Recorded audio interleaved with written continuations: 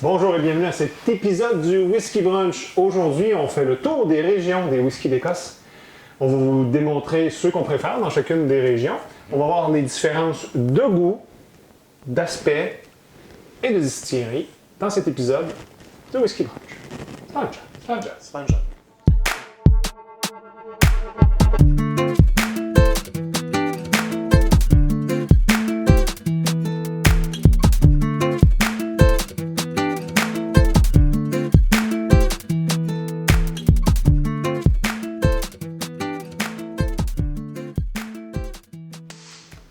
Bonjour, je m'appelle Alain. Salut les brunchers. Salut Martin. Bonjour Alain, bonjour Eric. Bonjour, je m'appelle Eric. Salut Eric.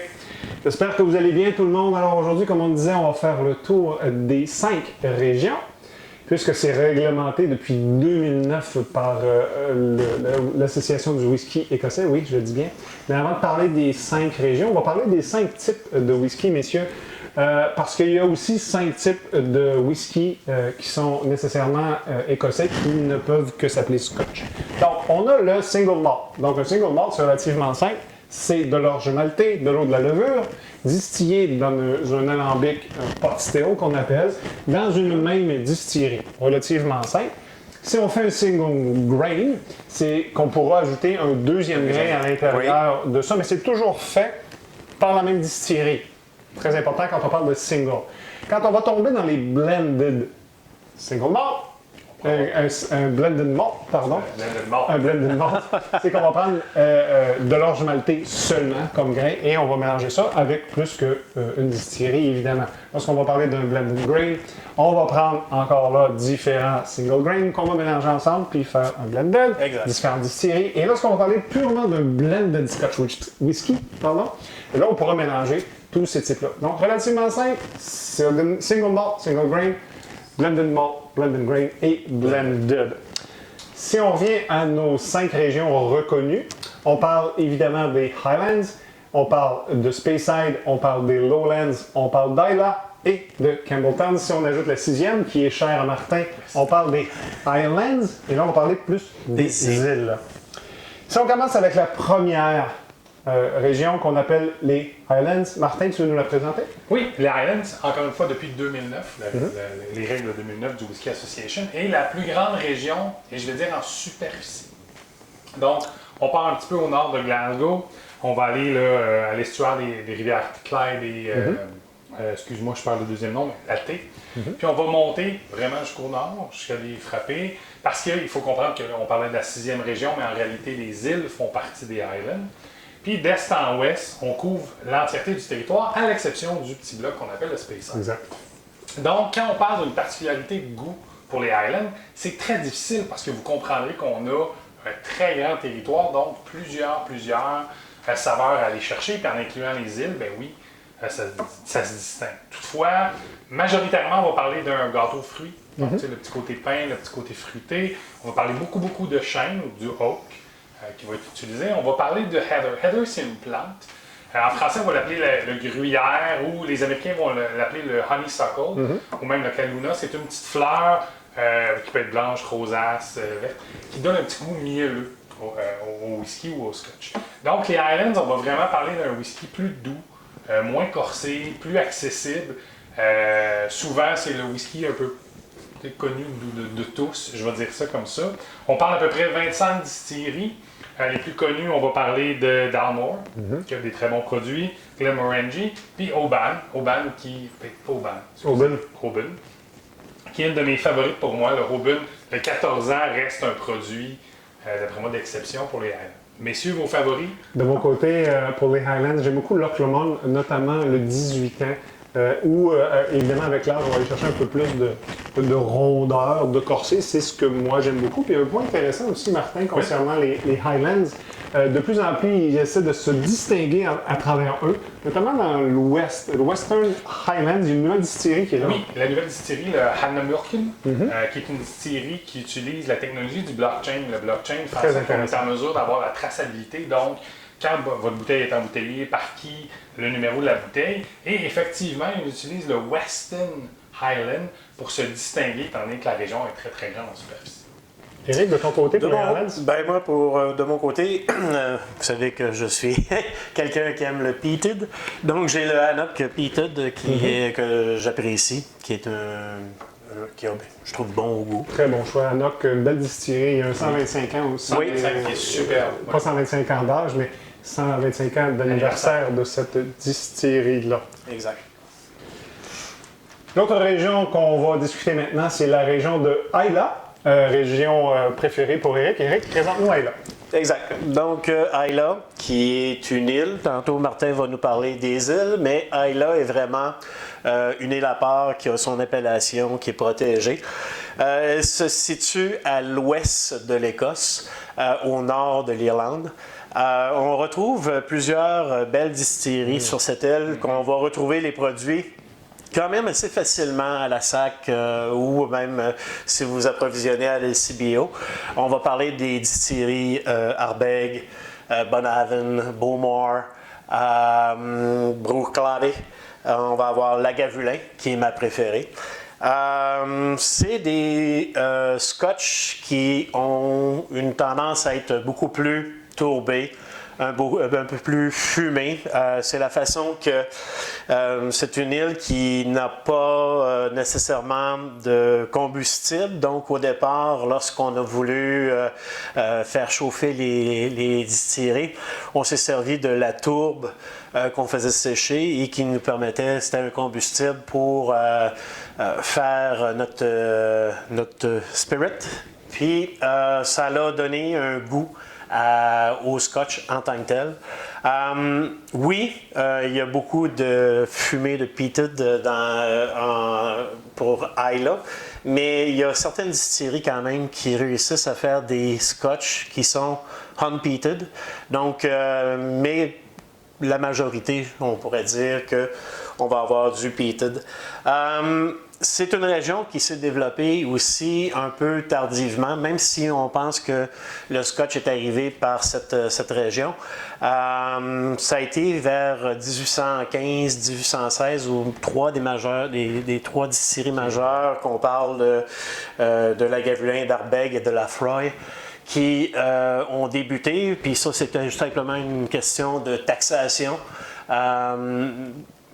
Lorsque le gouvernement britannique est arrivé avec la taxation, plusieurs distilleries, plusieurs bootleggers, comme à l'époque, ont décidé de s'éloigner un peu dans les régions pour pouvoir faire leur whisky et essayer d'échapper à la taxation gouvernementale. Donc, le développement de Islay a été un peu plus tardivement que les autres régions. Écoute, pour moi, c'est une île magique, Islay, si je peux dire ça. À peu près 80-90% des gens qui habitent sur l'île travaillent dans le milieu du whisky pour supporter ces distilleries-là. Et où, je pense que tu l'as bien nommé, pour moi, c'est le whisky fougueux. Tu sais, c'est important, c'est tourbé, c'est très bon. Pour moi, mon favori de ce côté-là, Ardbeg, très bonne compagnie. Le Wee Beastie, c'est un 5 ans, mais très bon, très abordable, donc un de mes préférés. C'est sûr que, bon, la Frog, des Lagavulin, il y en a plein. Mais Lagavulin 16. je suis à peu près sûr qu'Éric, c'est ce qu'il va nous dire, right? Oui, exact. Alain, de ton côté? De mon côté, j'aime beaucoup les produits de Port Charlotte, qui est en fait un deuxième nom de Bruichladdich. Port Charlotte font un Heavily Peated. Il y en a plusieurs variétés. Il y a le 10 ans, il y a le 2009 MC01. Bref, c'est quelque chose qui a beaucoup de torque, comme vous le disiez, messieurs. C'est pas nécessairement accessible à tous, les whisky d'Islay, pour débuter. On ne vous le recommandera pas nécessairement, mais c'est quelque chose qu'on peut très bien faire à la fin d'une dégustation. Si on veut commencer à initier des gens à ça, il y a de très beaux produits. De Bruichladdich, notamment Bunhaven, est encore dans des fûts de sherry aussi. Un des seuls au niveau de... Puis comme je disais, c'est qu'il y a quand même quelques distilleries qui vont offrir des produits qui sont unpeated. Oui. Donc, c'est quand même une région à découvrir, même si on n'est pas habitué à ce type de goût. Je pense que ça vaut la peine de juste mentionner le nom Octomore. Eh oui, de Bruichladdich.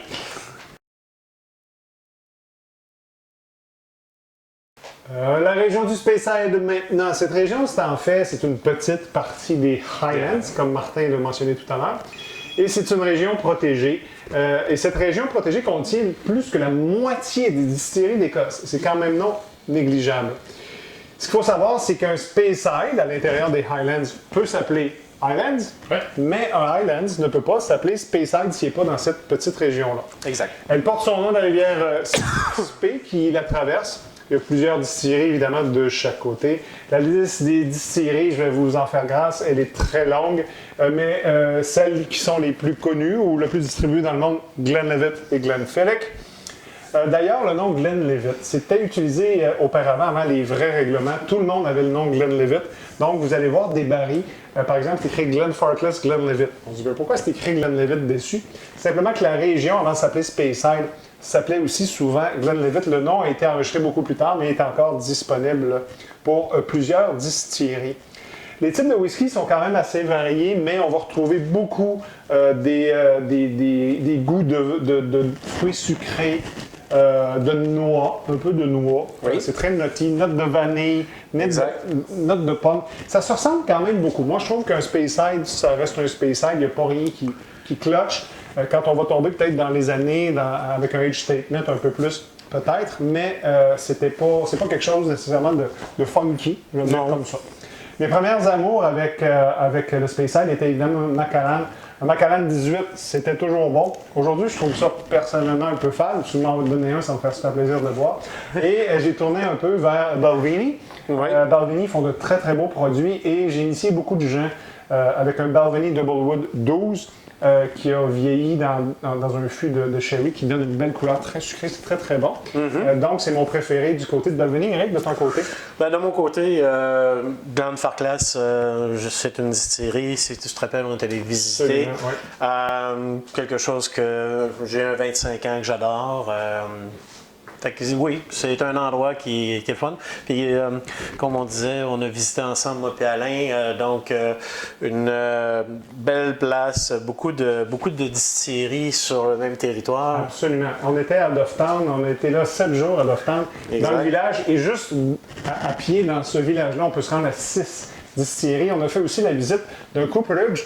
Donc, c'est une usine qui fait les barils, qui les reprend, qui refait les lattes, qui refont le charring lorsqu'on brûle à l'intérieur. Les gars, le record du monde, c'était 1 minute 24, je pense. Quelque chose, Il refait un baril au complet, c'est assez impressionnant.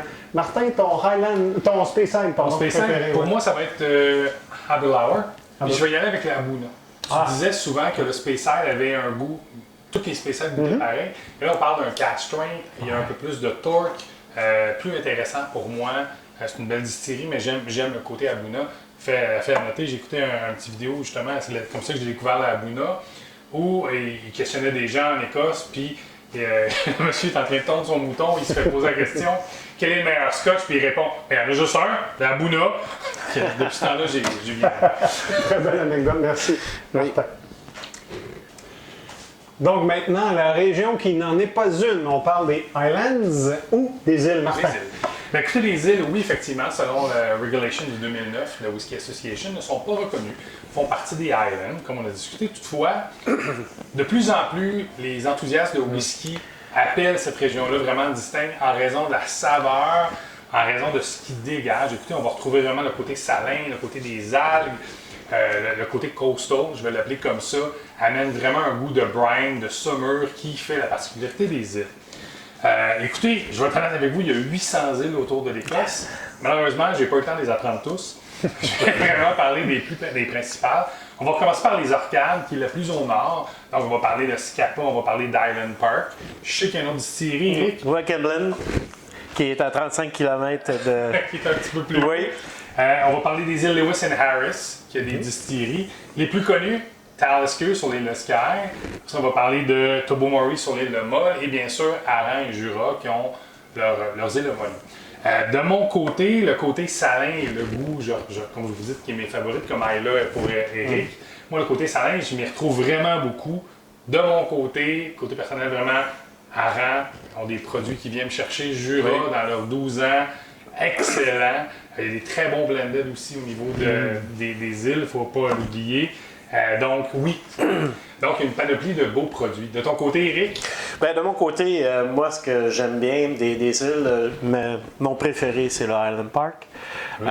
Petite question d'histoire, en parlant justement de Highland Park, mais des arcades. Simplement une petite touche, dire que c'est la dernière île plutôt qui a fait partie de l'Écosse.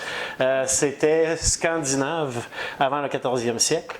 Et on va retrouver, si vous avez la chance d'aller visiter ce secteur-là, vous allez retrouver beaucoup de vestiges scandinaves. Un peu pourquoi, justement, Highland Park offre le Viking, le Magnus, les airs un peu plus scandinaves. Oui. Exact. Alain, de ton côté? De mon côté, évidemment, Talisker, une raison de cœur. Talisker, on en trouve un peu partout, dans tous les bars. C'est relativement accessible, facile à trouver. Distillers Edition, on a eu la chance d'en voir deux en même temps, donc de pouvoir comparer.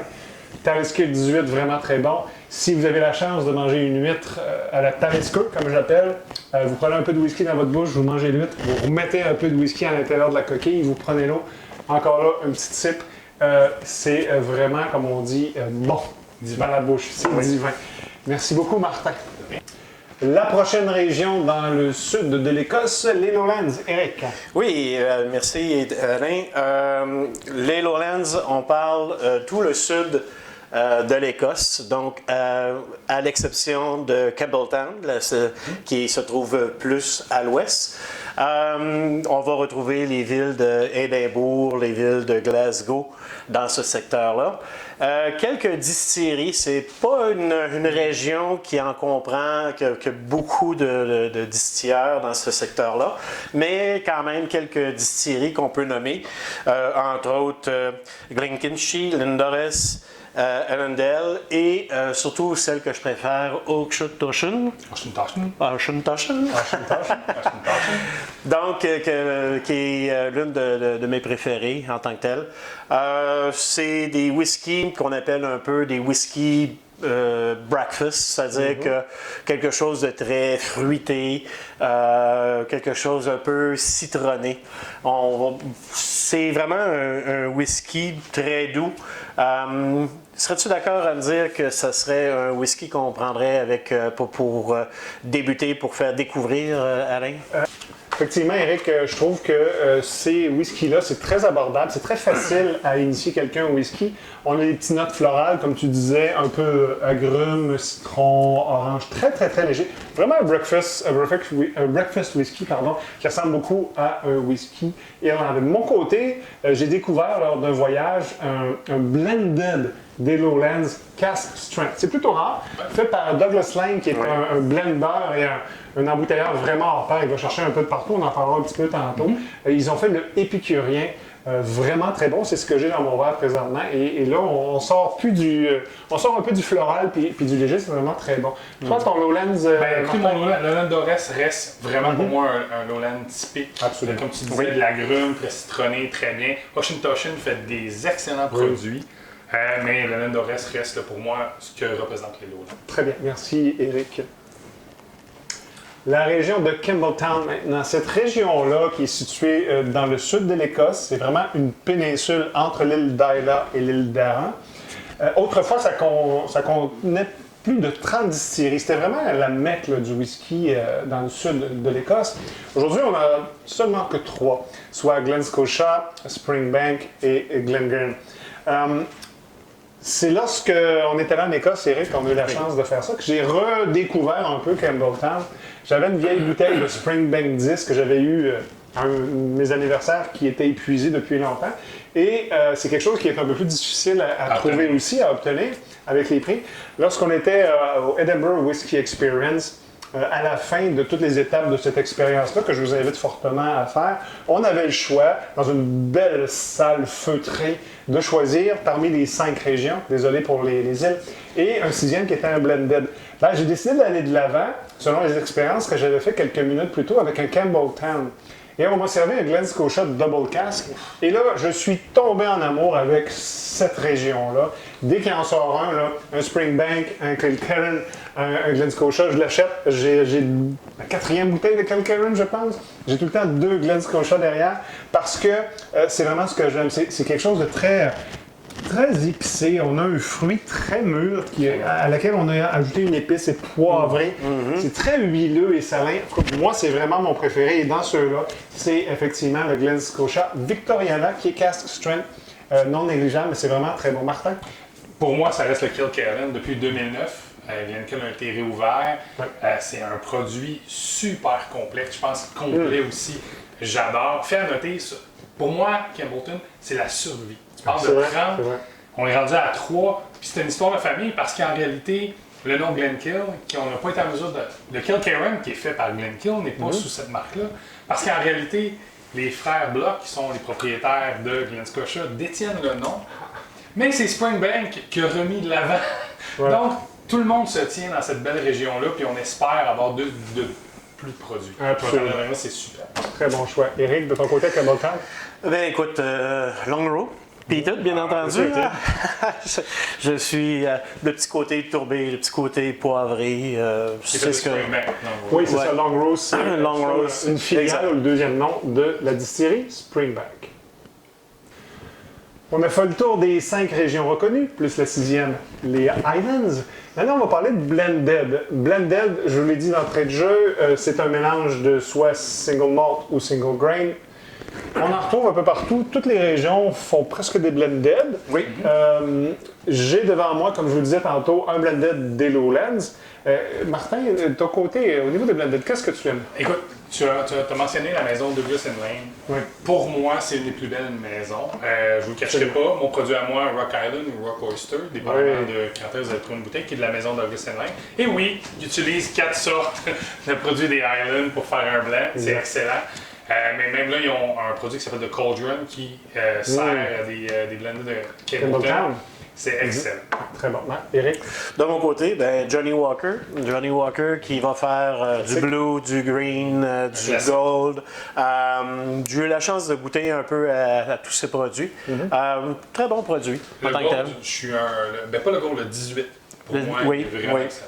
On prend même des whisky d'Ayla, par exemple, le Cola Ayla, qui est vraiment un produit d'Ayla, va faire le peated ou le salin dans d'autres blends. C'est vraiment des whiskies qui viennent d'un peu partout. Il ne faut pas lever le nez sur un blended. C'est quelque chose qui peut être hyper intéressant, encore là, pour des découvertes, pour commencer des choses. Je parle pas d'un bar brand comme un Johnny Walker Black, là. Ça va faire la job dans un soda, dans un whisky soda. Mais prenez la chance de regarder ce qui existe dans les SAQ. Ils ont même, je pense, si je ne me trompe pas dans l'application, leur propre section juste pour des blended. Donc, on vous invite fortement à regarder ça. Merci d'avoir été avec nous. J'espère que vous avez apprécié. N'oubliez pas de laisser vos commentaires. Si vous avez des sujets ou des points que vous aimeriez que nous discutions, n'hésitez pas. Faites-nous un like, un pouce en l'air, abonnez-vous. Et on se voit à la prochaine capsule. Come on!